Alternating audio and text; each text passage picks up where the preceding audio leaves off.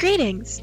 We here at Team 3 Airlines would like to welcome you to Flight T70 onboarding to ASU and congratulate you for being on the first ever human-boarded solar-powered flight. Throughout this flight, there will be a brief presentation to explore the wonders of solar. So, sit back, relax, and thank you for flying with us. Solar energy is electromagnetic radiation, or light, that the sun emits. The sun is basically a natural nuclear reactor that releases small bundles of energy called photons, which travel 93 million miles to the Earth every 8.5 minutes. The sun's energy comes from the fusion of helium and hydrogen at the sun's core. Only about half of solar radiation makes it to the surface of the Earth. The rest is reflected off the atmosphere, clouds, and Earth's surface and absorbed, where it travels back up to sun through the clouds and atmosphere. Still, about 173,000 terawatts of solar energy strike the Earth at any given time. That's 10,000 times the world's energy consumption needs, and it's equivalent to 17 quadrillion standard light bulbs. According to electricrate.com, if we place solar panels on 1.2% of the Sahara Desert, we could power all the world's energy needs in only solar energy. How we harvest this solar energy and use it to power cities, homes, and businesses is through various methods of solar technology, which is what we'll explore in this presentation. So how does solar technology work? Well, there are two types of solar technology. The first is solar thermal panels, and the second is solar PV panels. So let's start with solar thermal panels, which are basically solar panels that generate heat, right? There's the word thermal in there. And so the way they work is by directing the heat energy of the sun towards fluids. So they transfer the heat from the sunlight to the fluids, and that's generally water. And so this is very commonly used in home systems for heating, like getting your hot water, for example. But it can also be used as an intermediate output. And what that means is that you can heat water to generate power on a larger scale in a power plant, for example. Solar PV panels are what we think of more traditionally as solar technology because it makes use of the photovoltaic effect to basically generate electricity. So the way that works is that a photon will impact a semiconductor to basically release an electron. If we think back to high school chemistry, you remember that electrons have different orbital levels, and if they get very excited, eventually an atom can release that. On the basic level, that's what's happening. And so that can allow us to generate electricity in one form or another. And so solar PV panels are often used in conjunction with batteries to store that electric output. That's how solar technology, the two types, works in a nutshell. We all already know that solar exists, but what qualities of solar stand out to make us want to see it through to being the future of electricity? Well, solar engineering can make three things a reality: access, reliability, and cleanliness. One of the core reasons that we support the solar movement for our future of generating electricity is that solar helps us achieve a state of decarbonization with our energy, meaning that we can have more energy at less cost to the planet. From a business perspective, when we're looking at the cost of solar energy and what it means to create solar fields, we know that the land consumption isn't that big of an issue. In fact, creating solar fields and some of that available land that we have could provide electricity access to more than billions of people that don't have consistent access and have to use things like older telephone lines or radio batteries. But lastly, to dig a little deeper into the concept of reliability. Energy studies show us that solar can be coupled with storage. This means a lot of things. This allows for microgrids to persist even when we face massive electricity outages. Solar generators are capable of handling more critical loads when it comes to our electricity. This gives us and society the capability to maintain a more efficiency in our electrical status. So not only is it cleaner and more cost efficient, but solar means a lot more for our future than just electricity. Now that you have some understanding of solar technology, we'll go over the main uses for these systems. Before we start, I'll give you 10 seconds to think of all the places you've seen solar technology in your own life. 3, 2, 1, go.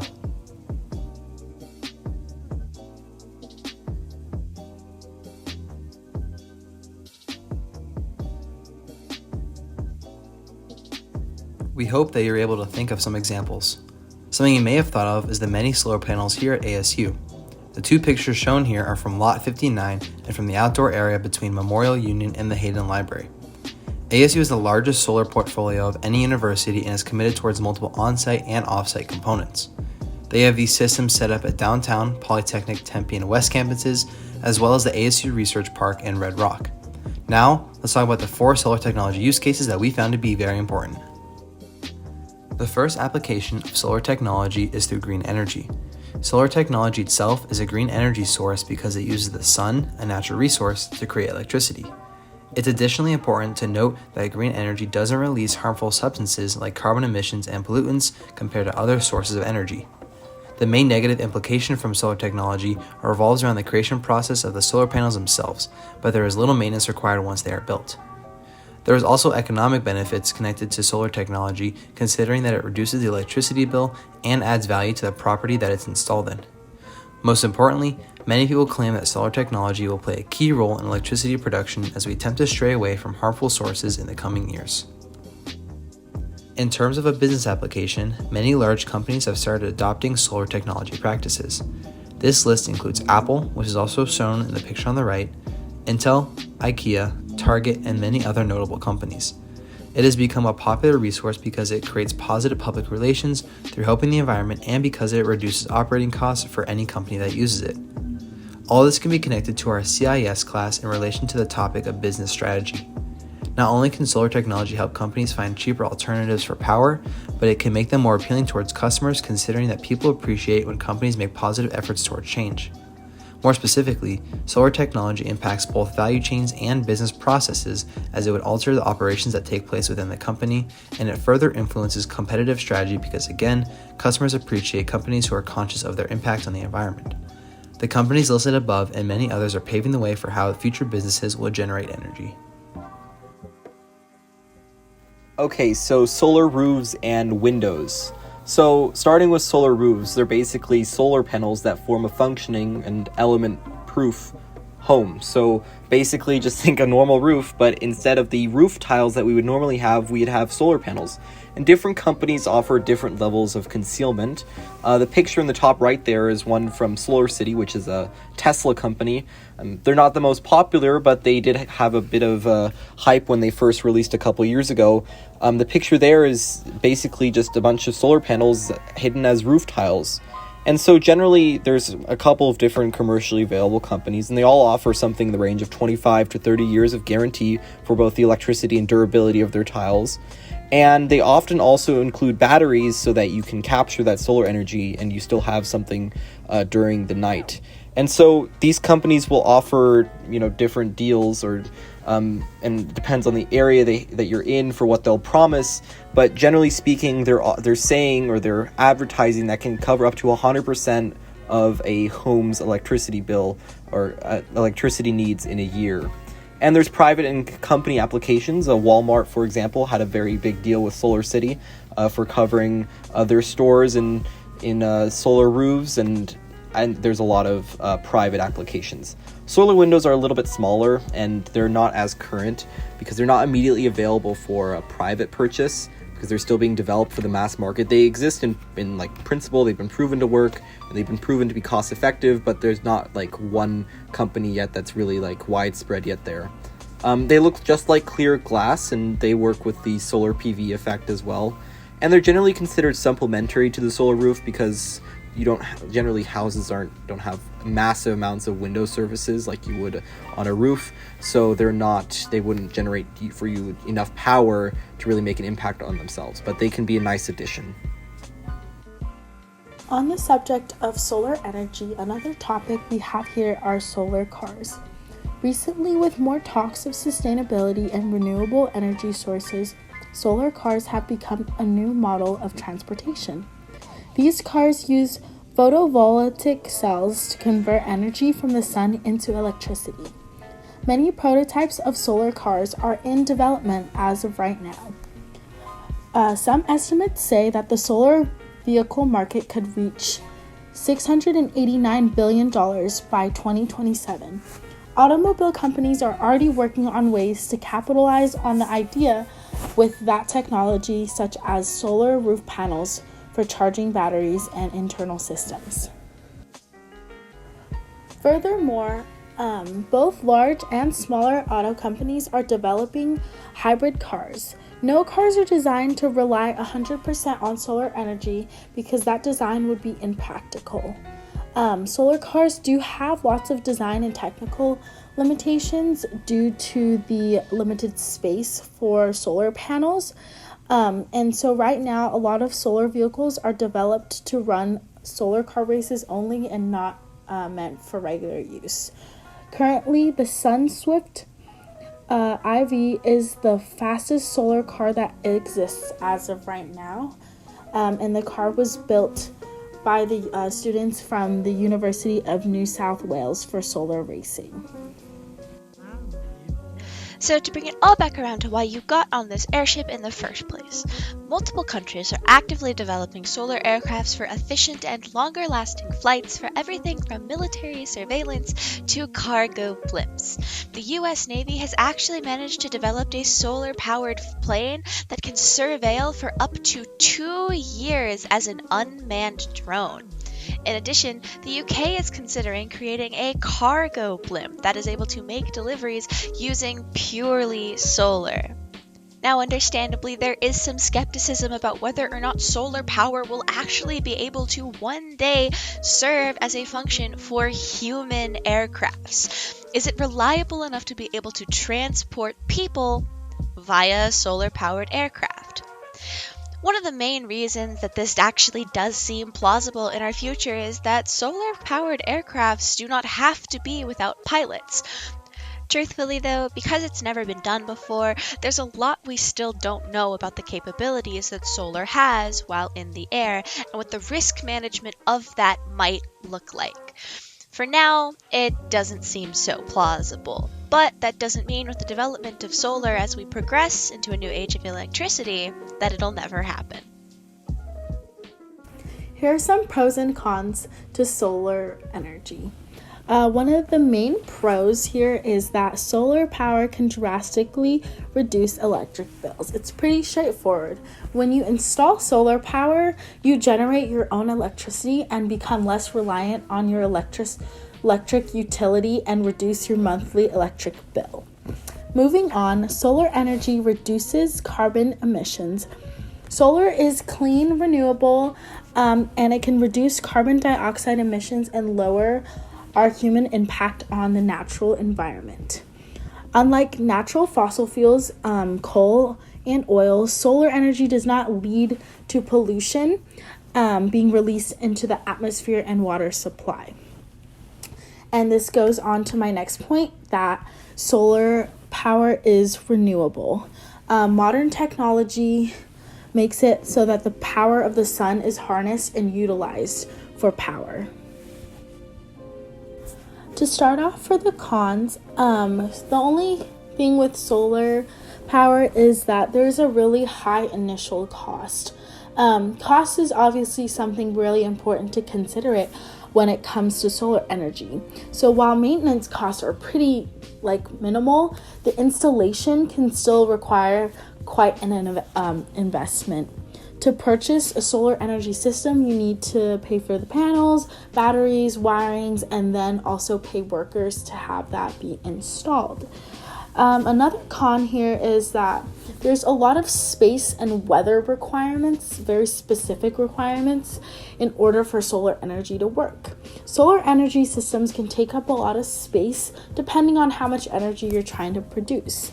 And the goal is to collect as much sunlight as possible, and that usually means a big surface area, which can be tricky sometimes when you're trying to think about what you want the solar energy to be used for. And another thing is obviously weather requirements. In order to produce that energy, it needs to be in a place where there is a lot of sun. Last but not least is, so if you have low electricity costs in the beginning, then you're not going to be saving much if you install a solar energy system, because you're going to be investing so much in the initial costs that you're not going to get much savings out of it if you don't already pay a lot of electricity bills. So you have to weigh the costs of both and to see which one would save you more money. One of the long-term challenges for solar power is a rare earth shortage. So when you think about solar technology, we have a very good way of producing electricity, for example, but inherent to the technology, we don't have storage. That's why battery technology and solar technology go hand in hand. And with that technology, we also need the rare earth metals to produce batteries, for example. One of those components is lithium, and the fact is that the United States currently does not have a good supply of lithium. This graph here shows the top lithium producing countries in the world, and you'll notice the United States isn't on there despite having a massive demand for it. And so with those mineral concerns, as well as the concern that the mining techniques have to be environmentally sustainable so that we're keeping our environmental benefits, it's one of the long-term challenges. Now, there are solutions to this. The US has awarded billions of dollars in contracts for rare earth metal exploration in the West, for example, as well as exclusive trade agreements, but it's a long-term challenge that has to be addressed. Solar technology is crucial today and in the future because of how much solar energy can do for us. Heating and lighting, generating electricity, heating water, as well as plenty of commercial and industrial uses. And even with all these ways we can directly use solar energy, it's a completely renewable resource, unlike coal, oil, natural gas, nuclear energy, or water. Renewable resources are what's most important for the future of energy production. Solar technologies are also important to keep in mind as we continue to construct new buildings, especially in places that receive plenty of sun. Looking at you, Arizona. Very few methods of energy production can be utilized by average consumers without harming the environment, but if homeowners and business owners can put solar panels on their buildings, they can not only harvest their own energy, but they can reduce their energy bills and even profit off of it too.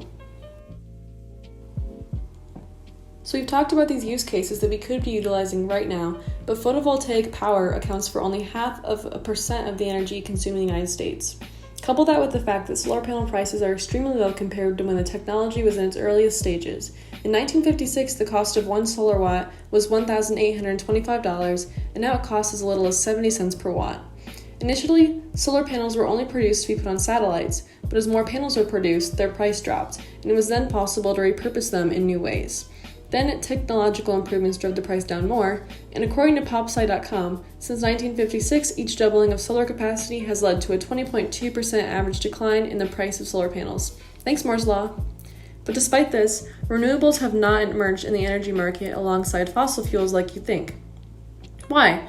Well, there are a lot of fossil fuel plants that are already built and running. Regulating these plants is more profitable than making an investment in a solar plant. Also, many states are still regulating monopolies in gas and electric companies, which makes it nearly impossible for a new form of energy to break into the market. There's a lot of inertia in the energy market, meaning that we will continue with fossil fuels until we break some long-term contracts between utilities, energy producers, and mining companies. Additionally, sun isn't available all day long, and many regions are without it for days, months, or even half the year. Also, many solar panels are only running on 20% efficiency, and the solar radiation that is not turned into energy is released as wasted heat. Still, solar batteries that store energy are improving continually, and technology is still evolving, so there's no reason we should let small issues like that prevent us from making the switch. Basically, the inability to transition to clean energy comes down to infrastructure in the energy market. The future for these issues comes down to green policymaking, such as creating a climate bank that is backed by the Fed and stores money for decarbonization. There's also a push to shut down coal plants to force new forms of energy to spring up, but that doesn't work for natural gas plants because forced closures can reflect negatively on consumers' energy bills. Another way to halt the effects of accumulating atmospheric carbon is to place a tax on carbon pollution for corporations that are escalating these effects, and this idea has been backed by many economists. There are many kinks to work out before we can start using green energy exclusively, but the important thing to recognize is that we have the technology we need. What's left is for us to acknowledge that our current systems aren't working and we need to make a change. Thank you so much for choosing Team 3 Airways today. We hope you enjoyed your time on this solar plane and learned a thing or two about solar technology. Have a great rest of your day.